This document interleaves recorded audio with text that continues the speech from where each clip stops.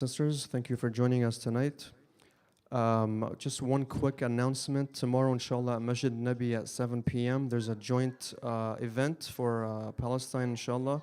It's a joint masjid event for the youth. Ages? Up to 35. Youth up to 35, inshallah. So it's going to be joint Zainabiyya, Jafariya, Masjid Ahl Bayt, Yasin youth. So please try to make it, inshallah. And without being said, I'll invite Seyed Abbas with a loud salawat ala Muhammad wa ali Muhammad.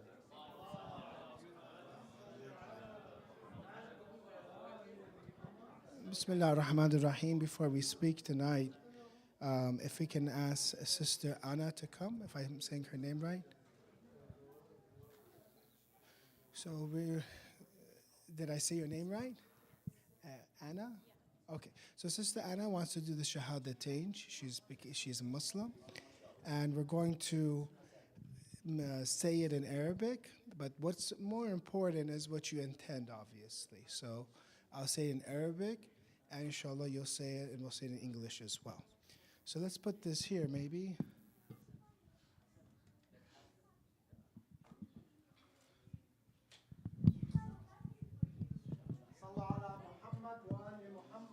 Allahumma salli ala. I'll do this one. They can hear my voice. So, Bismillah ar-Rahman ar-Rahim. Ashhadu. You can go ahead and say this. Ashhadu Ashhadu an la Allah ilaha ilaha illallah. illallah. I bear witness that there is no no God or deity or deity but Allah. but Allah. Wa ashhadu Wa ashhadu anna anna Muhammadan Rasulullah. Rasulullah. And I bear witness that Prophet Muhammad is his messenger. Wa ashhadu Wa ashhadu anna anna adiyan aliyan aliyan waliullah. waliullah. And I bear witness that Adi Ali Ali is is the vicegerent or proof of God. of God. Wa anna Wa anna awladahu. Allah. And I bear witness that his sons And I bear witness that his sons are Hujjajullah. Hujjajullah. are Yeah. Hujjaj. Hojaj Allah. Allah. And I bear witness that Ali's sons And I bear witness that Ali's sons that are infallible that are infallible are the proofs of God. are the proofs of God. Dear community, I ask you to invite Sister Anna into your community. She is now our sister in faith. The most important thing we can do is give her support. Sisters, get her phone number, talk with her, and get a time to know her. And she is one of our sisters. Sister, if you need anything from the community, please let us know. And I ask you right now, first of all, let's have everyone say salawat ala Muhammad wa alihi. Allahumma salli ala Muhammad wa ali Muhammad. Okay. I ask you, sister, because it's very important for everyone to know, what are you feeling right now? Overwhelmed with gratitude that I found such a community. Alhamdulillah. She says, overwhelmed with gratitude. Let's get to know her. She is our sister in faith now. Let's recite salawat ala Muhammad wa ali Muhammad.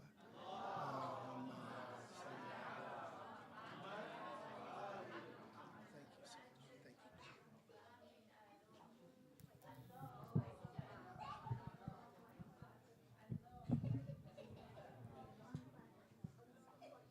much. Thank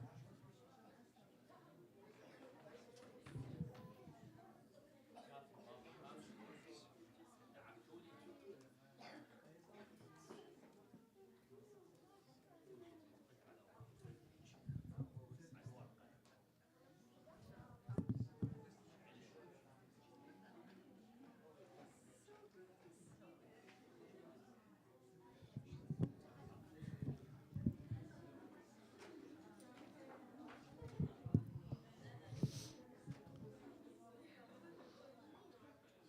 أعوذ بالله من الشيطان الرجيم بسم الله الرحمن الرحيم الحمد لله رب العالمين والصلاة والسلام على أشرف الأنبياء والمرسلين سيدنا ومولانا أبي القاسم المصطفى محمد اللهم صل على محمد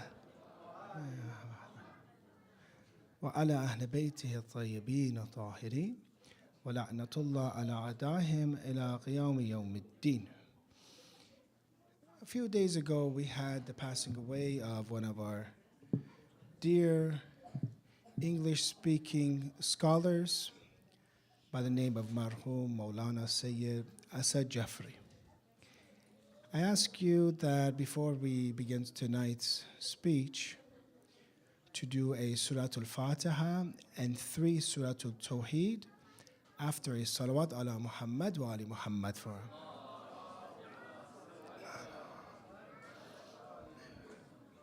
Bismillah ar-Rahman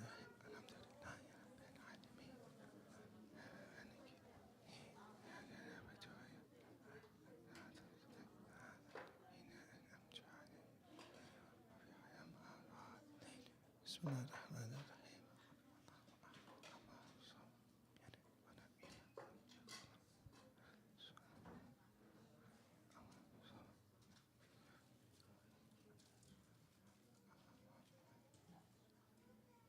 We dedicate tonight's majlis to this great scholar who had passed away, and very unexpectedly, he was born in 1981, so he was young. And he, after graduating from college, he embarked on the journey to seek Islamic knowledge in the holy city of Qom. That's where I know of him. And we actually, attempted to reach him, to invite him to Southern California recently. He was very busy, and he was a teacher, a scholar that was getting very popular in the West, and especially those that lived in Toronto, Canada. They know him. When we look about the lives of the scholars, Islam really respects the scholar. I'm a student. I'm not saying this hadith for myself, I'm a student, but for the scholars we have from Imam Baqir alayhi salam, عالم ينتفع بعلمه أفضل من 70,000 عابد. One scholar that people benefit from, and he was very popular, and today from his YouTube clips, his speeches on social media, and different works that he's done, people are still benefiting from. One scholar like that is better than 70,000 worshipers of God. Better than 70,000. Imagine right now if I told you that 70,000 people had passed away. How would you feel? So one scholar that is benefiting the people is better than 70,000. And this shows us that in the beautiful religion of Islam, knowledge is one of the most important qualities that we can gain. If you become knowledgeable, then you have rank in God's eyes. And God does not want us to be ignorant, because that is part of the armies of Satan, those that are ignorant. Or we have, for example, from Imam Ali alayhi salam, the first Imam, the first successor of our Holy Prophet, Al-alim hayyun wa in kana mayyitan. A scholar is alive even if he is dead. How many scholars do you know today that you read their books and yet they have passed away?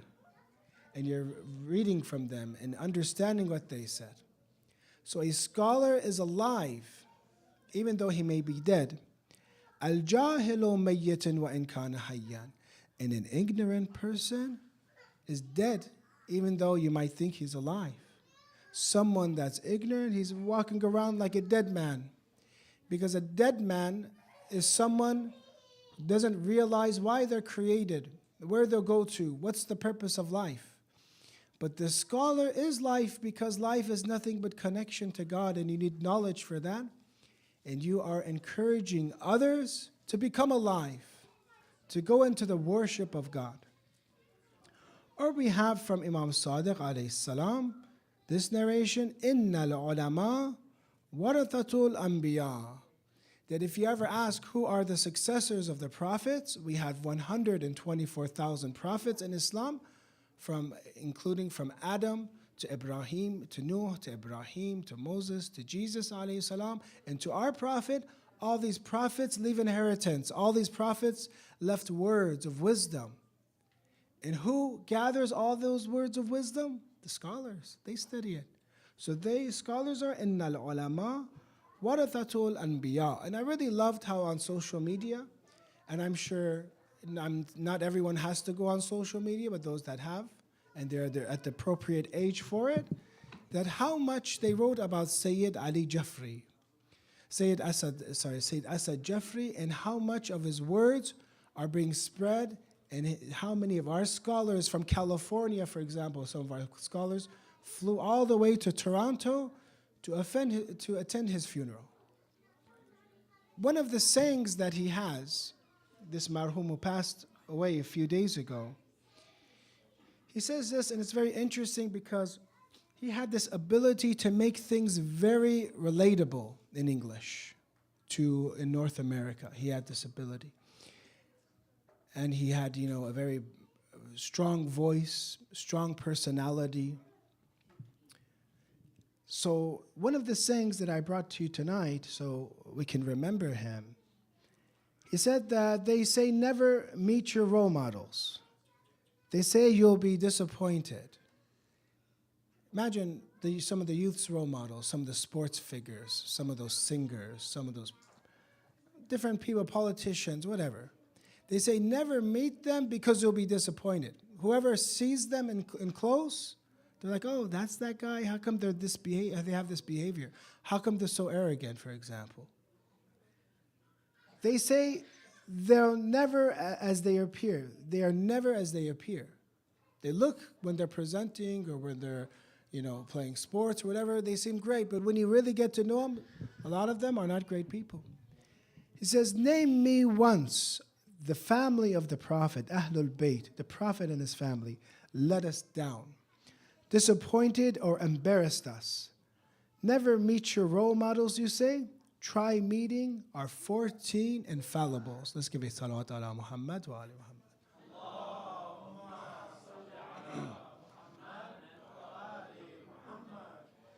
Anytime someone saw the Prophet Muhammad, Allahumma salli ala Muhammad, or saw Imam Ali, Imam Hassan, Imam Hussein, whatever they thought about him and whatever they heard about him was always less than what they saw with their own eyes. And every time they got to really know the likes of Imam Ali alayhi salam, people became fascinated with him. Even Christians that live and look at Imam Ali alayhi salam, for example, George Jordan, a Christian Lebanese, says that if God took away all of our blessings but instead gave us one more, Ali ibn Abi Talib, it would be worth it. So whoever studies the Imams, whoever studies the Prophets, and whoever were to really meet them, they'll never ever be disappointed. They actually appreciate them more. Tonight our discussion is about the hereafter. We said that one of the difficult journeys that we have, and it is a reality, is the hereafter. Is that one day, just how this young scholar passed away, and many people that are in the 80s are now thinking that, wait a minute, God took him away, maybe with no precondition or some sickness that he had. God just took him away. Well, maybe I can be next. Maybe God can take away my life. Is tomorrow ever promised for anyone here? Does anyone can guarantee that they'll make it to tomorrow? No. So what are we supposed to do? We are supposed to plan for death. We're not supposed to necessarily be afraid of it. We're supposed to study it, research it, because the prophets came to teach us about death. The Quran comes and teaches us about death, and we should prepare. We believe in the Day of Judgment, and the Day of Judgment is a day that everything we do will be accounted for. Adam's weight of good will be seen. We will see it. Adam's weight of evil, we'll see it. Right now, they say all that evil that is happening, They say that the number of children that have been killed so far in these last few days or weeks in Palestine is more than all the children that were killed in Ukraine multiplied by 6. Multiplied by 6. And how many years has that war been taking place? In these last few weeks. So anyone that does evil will see it. They will see it in this world, and if not in this world, in the hereafter, there's no escaping. Because God is the witness and He is the judge. So therefore, we have to be very responsible, and that's what religion teaches us, is that we have a day that we have to be very careful of our behavior and treatment of others. Because they will ask us, we will be asked. And we said in the tradition, God will ask, for example, did you not know? So yes, God, we knew. Then why did you not act? Why did you not perform? What will we say then? So those that are successful are those that remember the hereafter, and it is one of the best ways to impact our lives and change us, is that we think, what happens when I leave this world? What happens if they go through my entire life, and they will, and analyze, what did I do? How did I treat others? How did I treat how was my relationship with God? How was my financial obligations? Tonight we're going to talk about one of the important questions that will be asked is about money. How you gain your money. When you look at some of the traditions, it's mentioned here that one of the things that were asked in the hereafter is, how did you get your money? وَعَنْ مَالِهِ مِنْ أَيْنَ اكْتَسَبَهُ وَفِيمَا أَنْفَقَهُ. One of the stations is, how did you get your money? Did you get it how Quran says, تِجَارَةً أَنْ تَرَاضٍ, with a business that is with satisfaction? Customer satisfaction was mentioned 1400 years ago in the Holy Quran, that the customer has to be satisfied. The seller has to be satisfied. Both parties have to be satisfied. Did you gain it like this? If you are an employee, did you slack off and have hours that you said that I was working, but you're actually snoozing or sleeping, for example, if you're paid by the hour? If you are an employer, did you gain this income with fair treatment of your employees? All of this will be asked in the Day of Judgment, so we have to be very careful. وَعَنْ مَالِهِ مِنْ أَيْنَ اكْتَسَبَ. How did he gain this? Was it through selling alcohol? Was it through selling pork? Was it through usury, for example? All of these are questions that we will be asked. وَفِيمَا أَنْفَقَ. And how did you spend that money? Brothers and sisters, one of the obligations we have that many times people, you are surprised you hear, obviously not this community, the other masjid, for example, the other center, that they don't pay their homes, for example. They don't pay 1/5 of their income. I'm going to talk about one of these obligations that we have is homes. Homes means what? What does homes mean? Homes means that a person means 1/5. After a person gains money, works, and is very fair, after they gain money, they have income, and they spend their money after going on vacations, normal expenditures. You pay, for example, $5 in gas maybe to come here, to go back, some $10 in gas. All of these are normal household expenditures.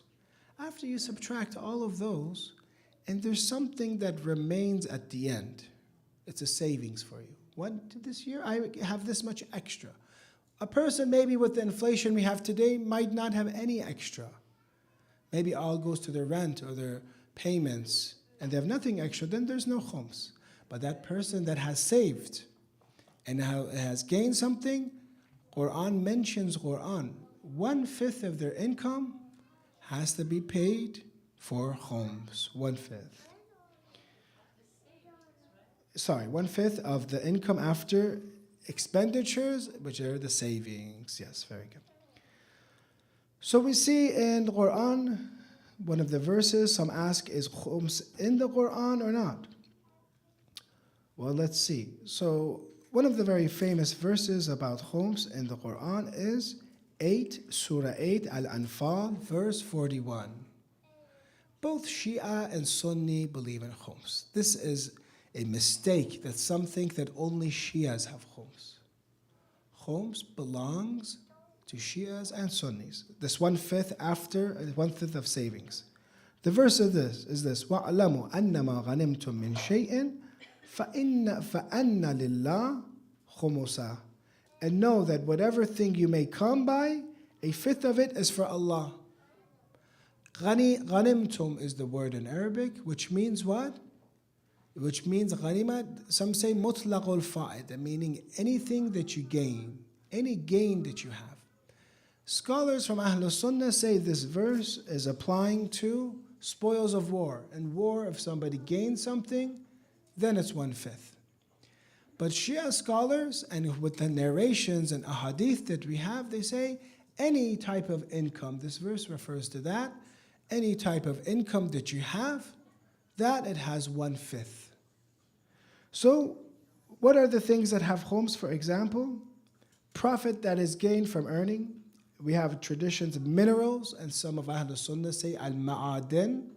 They also have khums. A treasure trove, mixed halal wealth with halal and haram, gems obtained from diving into the sea, spoils of war, and different, there's also different issues of khums. But these are where they refer to. How important is khums? We have the tradition from Imam Sadiq alayhi salam, since God has made sadaqah haram on us Ahlul Bayt and prescribed khums for us, khums is wajib and hadiyah is permissible for us.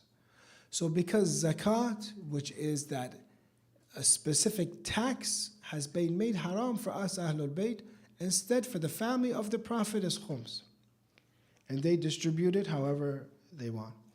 Imam Baqir says in a tradition, it is not permitted for anyone to purchase anything from the money in which khums has not been paid until our right has not reached us.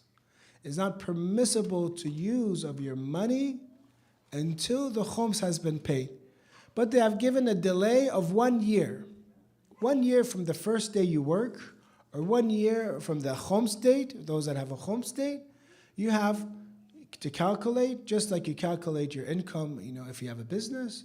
So whatever income you have, for example, $100,000 income for your family, you spend 80,000 of that, 20,000 is left, and from that 20,000, how much do you pay khums? 4,000. That 4,000 is divided into two portions.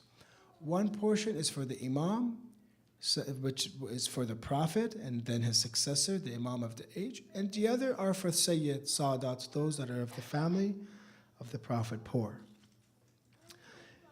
The imam also mentions this hadith that we're talking about the Day of Judgment. The most difficult situation on the Day of Qiyamah will be when the eligible for khums will arise and claim their rights from those who had not paid khums. This is one of the most difficult situations. It's the Day of Judgment, and all of those Sadat or family of the Holy Prophet, or even imams here, they say, you owed us this money, where is it? What are we going to answer? What are we going to say?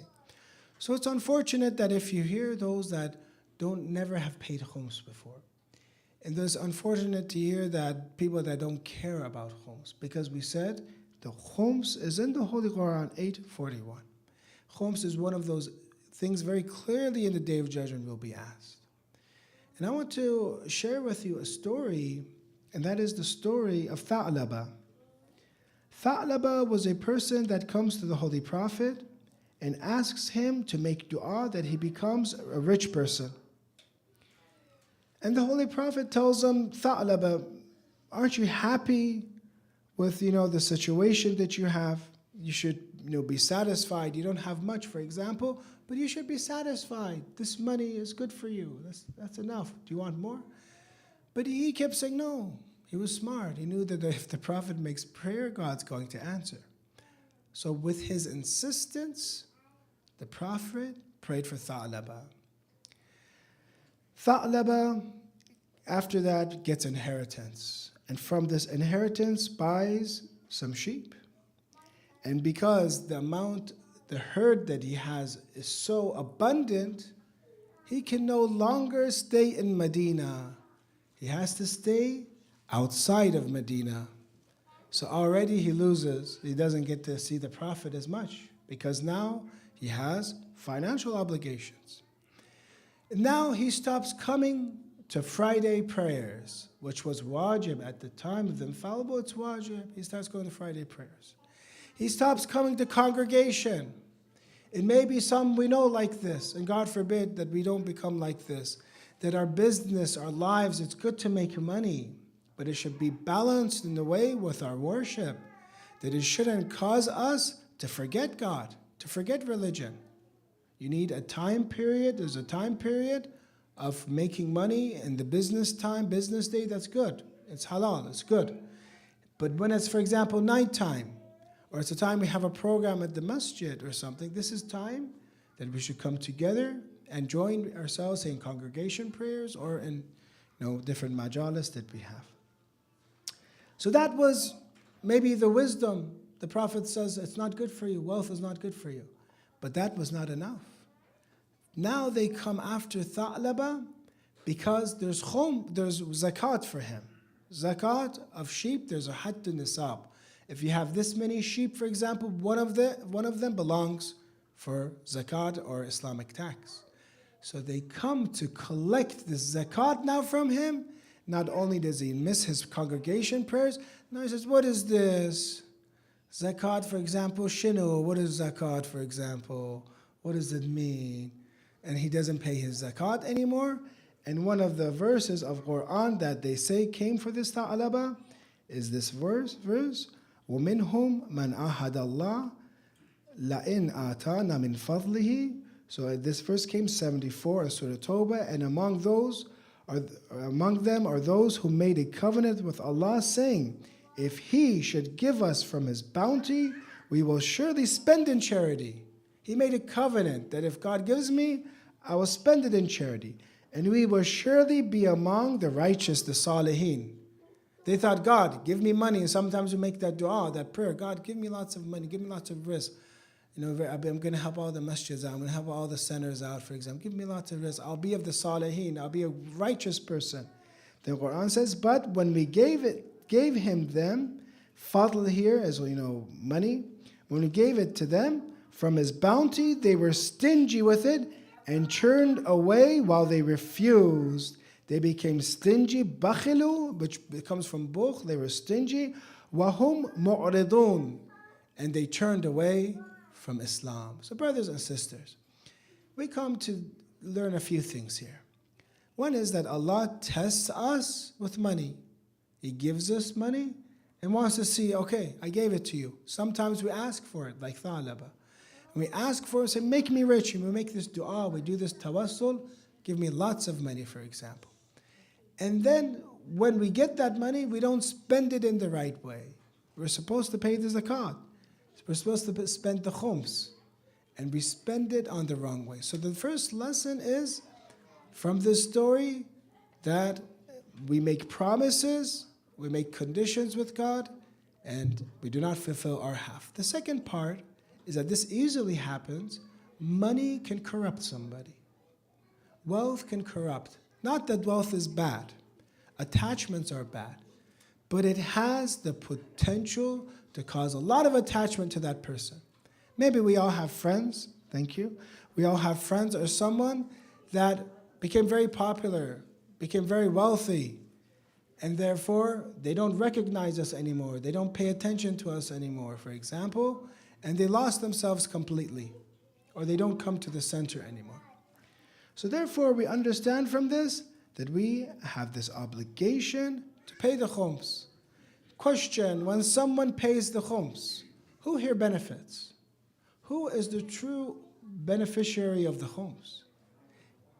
It is that person that pays it. It's that person that pays it. Because it's for God and His Prophet and the Sadat. It's good for them. Yes, they receive. But what's really happening is that we are helping ourselves, because on the Day of Judgment we'll be asked. This is one of the ways we reach perfection. We want to be a slave of God in all fields. Not only, for example, in one part of my life, When it comes to the masjid, I'm a good believer. No, when it comes to family, I'm a good believer. When it comes to work, I'm a good believer. And when it comes to spending, I pay the khums. Brothers and sisters, we have, alhamdulillah, good information, alhamdulillah, that we are looking for. There's a prospect in a new building for Yasin, alhamdulillah. Now, do not ask for the details of it. Inshallah, every week as we progress, I'm going to give you more clues to where it is, inshallah. But I'm saying this so you can first of all attend Thursday nights and you'll get a clue from me where it is. One of the clues is it is in Orange County. That's one of them, the prospect. But as you know, some say, the money is in your pockets or in your friends' pockets or relatives' pockets. So inshallah, we can come together and purchase this new prospect we have. It has a lot of the conditions and requirements that the other building did not have. This has it, and we need to work hard. When I think of myself and think of obligations that we have, every person has a different obligation in the different country they live. Right now in the Middle East, there's different obligations. When you live in different countries, there's different obligations. One of the most important obligations that we have is to save ourselves from the fire and save our families and communities from the fire. We need to be able to spread the message of Ahlul Bayt, spread the message of Quran and Itra and the family. In order to do this, we do need buildings, we do need resources available to be able to spread this. This will benefit you and this will benefit our children. Hopefully, this will be one of those buildings, once purchased, inshallah, it will cause Yasin to be self-sufficient. That in the future, inshallah, it will be a big bonus for Yasin in terms of its financial capabilities and giving us more resources to be able to spread Islam. So therefore, think of your kids, think of the community, and think of ourselves. There's so many different reasons why we should give. If it's khums, Yasin has permission for khums.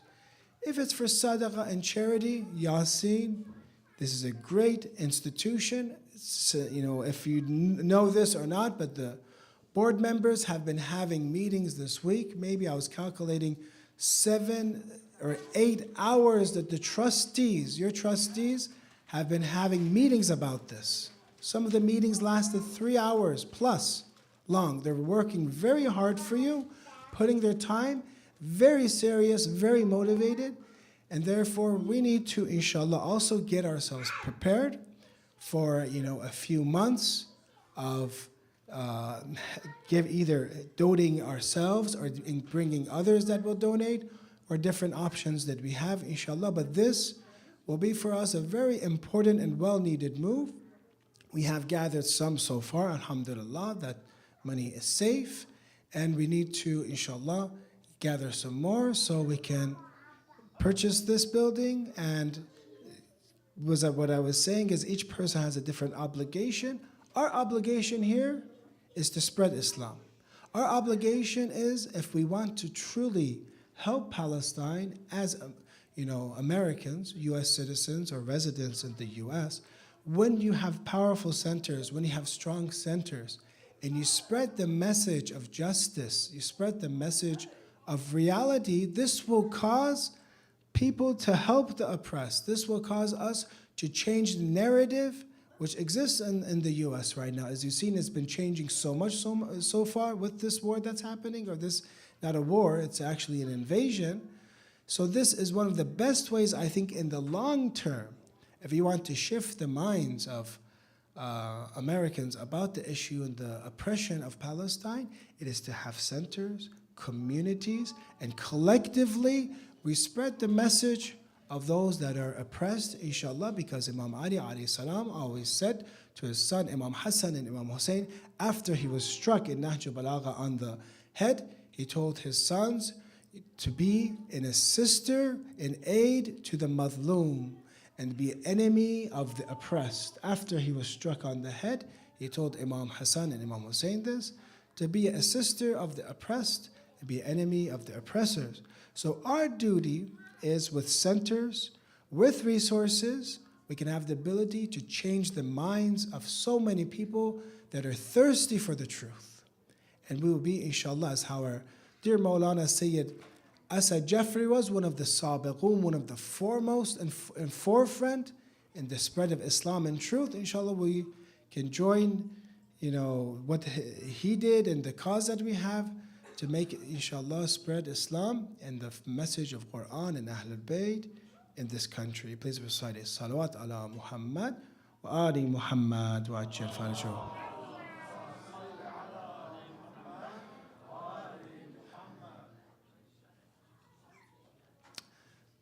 So we're going to ask Q&A. Please do not ask about